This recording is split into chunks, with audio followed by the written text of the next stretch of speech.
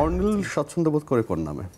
আসলে নিকনেমটাই আসলে প্রেফারেবল। সিনেমার পোস্টার বানাবো এরকম শখ কেন হলো? এক সময় যখন বুঝলাম যে না, এইখানে আসলে সোসাইটিতে কন্ট্রিবিউট করার মতো অনেক কিছু আছে। এখন পর্যন্ত আপনার বেস্ট কাজ কোনটা মনে হয়?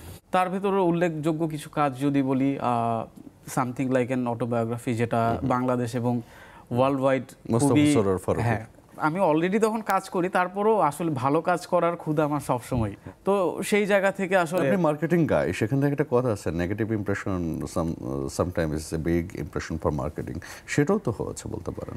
না, আসলে দেখেন, নেগেটিভ মার্কেটিং না হলে কিন্তু সিসিএল এর মতো এত বড় একটা ইভেন্ট হচ্ছে কেউ জানতোই না। বিরক্ত হন কোন কোন বিষয়ে? আমি অর্নিল রাব্বি, সিনেমার নান্দনিক পোস্টার ডিজাইন করতে ভালোবাসি।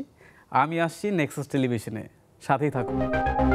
আমার সোশ্যাল মিডিয়া দেখবেন শুক্রবার রাত ৯টায়। প্রযোজনা রেজওয়ানুল কবির মাসুম।